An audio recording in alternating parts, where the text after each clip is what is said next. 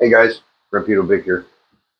Hey, I need to do an update on the mayhem. Something I just found out that I did not know for the past 20 years. I'm going to show you right now. As soon as I adjust this. Work with me. There we go.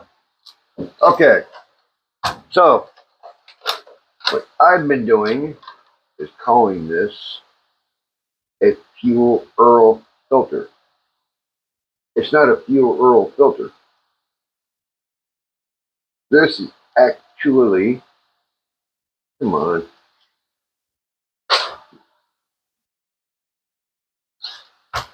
this is not a fuel filter. Okay, right there. That's not a fuel filter. I have it hooked up completely because I keep clicking the wrong buttons. I keep clicking the wrong buttons because I'm a dork. There we go. All right. This is hooked up completely wrong.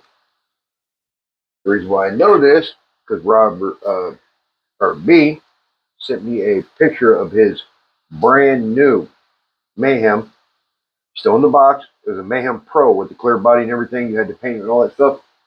This does not go to the gas tank. It goes in the exhaust line right here. So this is completely wrong. This is actually an exhaust cooler. It's to help slow down the exhaust gas and actually cool it down. That way it helps cool the fuel, and it's supposed to help with fuel mileage and all that. Even though he's running feet, not miles. But anyways, I did not know that. So this is completely hooked up wrong. I did not know that. This hooks straight to the gas tank. So I need to change it. So this comes off of here. This comes off of here. This one actually hooks to here, so I need to shorten it quite a bit. And I left my knife in the house, so give me 1 second, okay, guys? Okay, guys, I'm back with the old ill knifey. All right, so this one goes from here to here. Make sure you can see it. It goes from the exhaust. No, let me zoom in just a wee bit. I want you guys to be able to see it really good. Let me play with my triple pod here. All right. Then it comes around here and goes straight into here. All right. Because these, I forgot the name of it, but it's actually an exhaust cooler to actually slow the exhaust down and cool it before it goes into the gas tank. So this is what we're going to do. I'm so thankful for B. He sent it to me.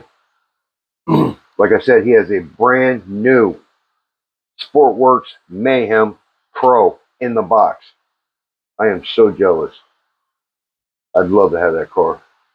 He's also got a Turmoil, which is the model after this one, where they actually did the force center of gravity, where they moved the engine forward. Now this is a FCG chassis. This is the Turmoil chassis. You know, of course, the chassis stiffeners and the drive shafts, because this drive shaft ended up being longer, this one being shorter, because they moved everything forward. The differential right here moved up forward, so I mean, I changed everything so it moved it forward a little bit, but so it is got some Turmoil parts. So I just want to do a quick revamp. I messed up. I want to show you guys the proper. See, look at that. Look at that thing. It's barely even got a few scratches on it. See it? I worked it some. I've been on it some, but now I met somebody out of Fayetteville today.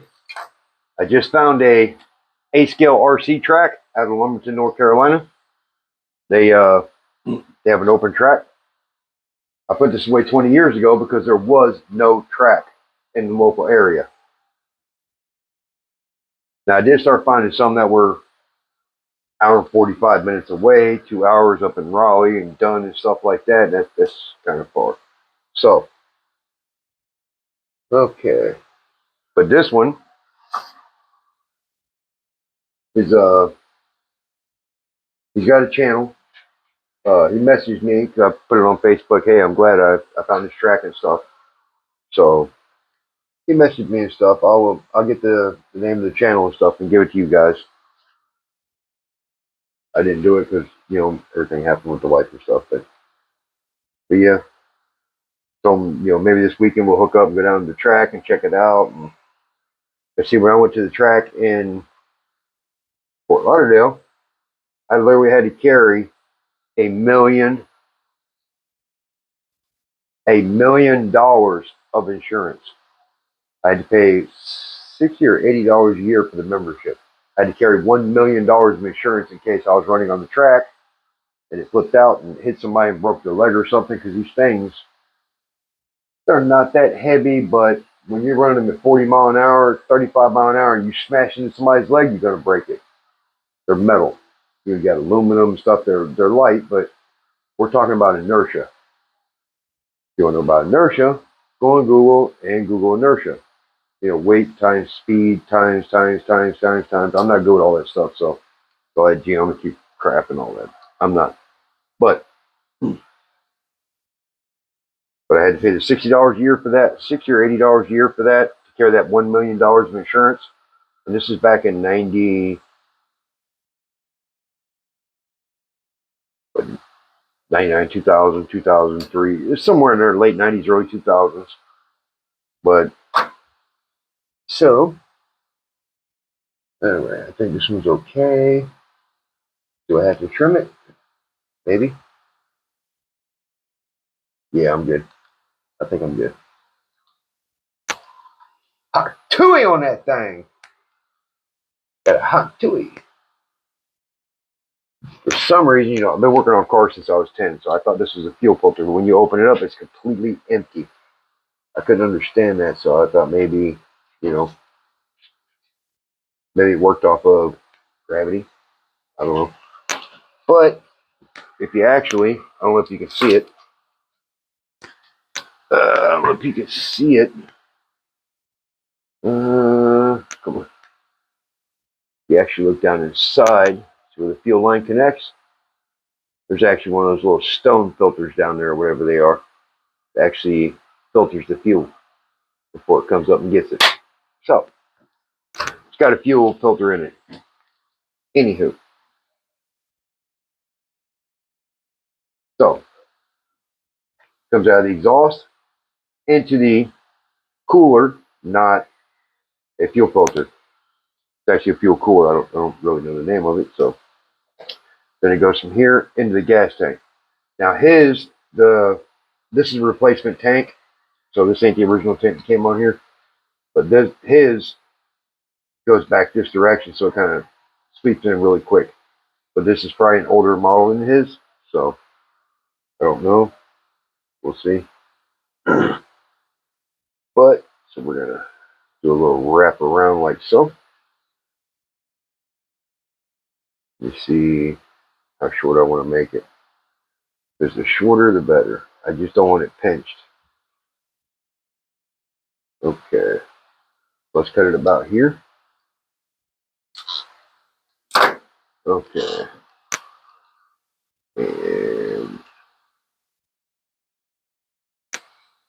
so make sure you guys can see what I'm doing. All right, let's stab this on here. What? Hot to it! Put some spin on that thing. All right. Yeah, I know it's not funny coming from a guy like me. It's funny coming from a chick. All right, there we go. All right. So now it comes from the exhaust, wraps around to the exhaust cooler, goes into the fuel tank. And then from there, it comes out of the fuel tank, directly from the fuel tank and up into the carburetor. This is supposed to help with idling and more even pressure and some other stuff that I didn't know. I mean, as you guys know, it's been 20 years since I had this thing out. You tore it apart, you don't remember. It's been apart for 20 years. And I'm pretty sure I can't really do anything with these, so I'm probably going to throw them out, but no, I'm not. I'm going to save on to them. I might be able to use them for something. Now this thing will probably actually run correctly. Now I do need to pull out. I do need to pull out my original. Nope, that's not it. Probably in that box over there. I'm not taking it out right now, so I'm not going to run it. I got to get on my. I got to get on that harness and make a video about that. So I got people waiting on me. They're trying to do LS swaps and Crown Vics. So I need to get these settings back to original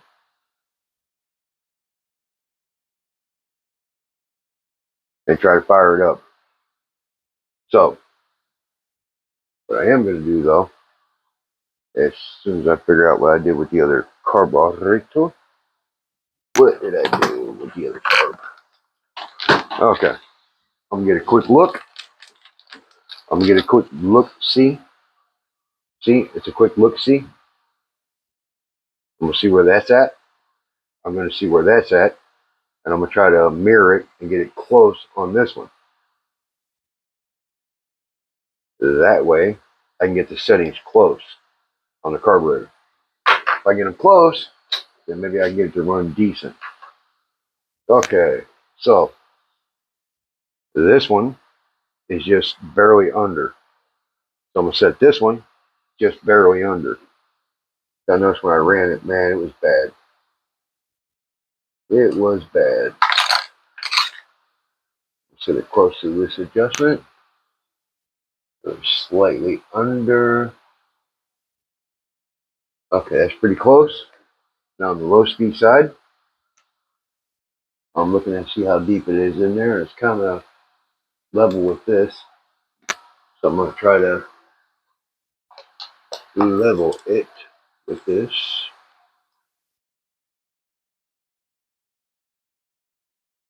Get it close anyways.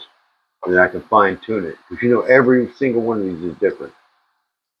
So when I was running it, I was overdoing it and leaning it out too much. So I was rushing, just trying to get it done. Just trying to fire it up for you guys. All right, let's take it in a little bit. All right. That's where I'm going to try to run it. Now, for the idle screw, now I did this with the other carburetor off of that engine. I pulled it off and put it on here. And I did the same thing, and it was really close. I only had to do it just some fine tuning adjustments, and it worked great. That's what I'm going to try to do. Now, the idle screw is pretty deep. Okay, but what I am going to do is look inside. All right, see it? See how that is right there? See how close it goes in? That's what I'm going to try to do inside that one. I want that one just as close. So, let me get her in there and make you guys sick. I'm sorry, I got this thing on a tripod and it's trying to handle the tripod and everything else at the same time. Okay, as you guys get seasick. All right. Whoa, look how close that is. That is nowhere close to this one. That was really closed up. So, all right. I'm going to try to back off that idle screwage a little bit. Well, I mean, adjust it in, I should say. Yeah, it's way out. Jesus. Let me try to adjust it out so you guys might be able to see. Okay. That's deep in there.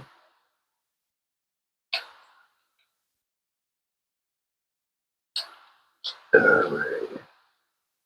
That's still nowhere close. That's gotta go way in.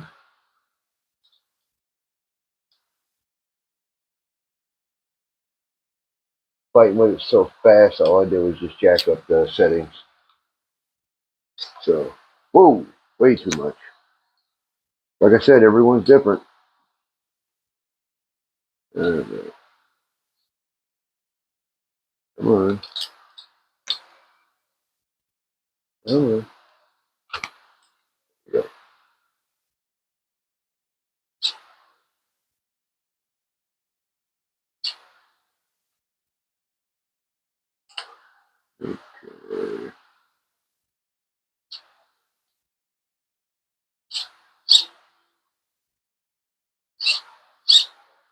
Okay. It's pretty close. Still a little bit close more than I want, but now I can fine tune it. So, all right, there we go. Now I'm going to put this away until August 27th till September 13th. Then my carb rebuild comes in. My carb rebuild kit. Once that comes in, then we'll handle it. But look, my fuel lines are correct. My exhaust line is correct now from the factory. Like I said, sorry guys, 20 years is a long time to forget how this ran. Thank you, Robert B. Rob B. I appreciate it. I really appreciate it. Thank you very much. I didn't know what that was. I didn't know it was a carb cooler or anything. It's to help even out the idle and all that stuff. I didn't know that. 20 years ago, I beat the brakes off this thing and I ran and ran and ran and ran and ran and ran and ran. And you learn over time. Well, back then, I ran the dog mess at it for a long time and then took it and put it away. 20 years later, the kids are gone. It's time to play. I pull it out. You don't remember stuff from back then. 20 years ago. But I do thank you. I thank you for taking a picture of that and getting it to me. Man, you were a big help. I bet you it's going to run a lot better now. But got her up. Got her going. Met a guy. There's a local track down here. Well, it's not local. It's like 40 minutes away. Hopefully I'm going to meet up with this guy this weekend. Go out there and check the track out and stuff. So I'm excited. I'm really excited. So, all right, guys. I need to get on my other project over here. I just want to do this real fast. I really appreciate you guys. I appreciate you guys watching and subscribing and doing all that stuff and commenting, clicking in the little like buttons. Alley Cat, get in bed. You got school tomorrow. Boys, get in bed. You got school tomorrow. You got to fill this before you can fill this. Fill this, and then you can fill this. All right? Grandpa loves you guys. I appreciate you. Thanks for watching. I wish you guys were here with me instead of just watching it on the video, but it is what it is. You guys got school and stuff. I appreciate it. I love you guys. All right. Deuces!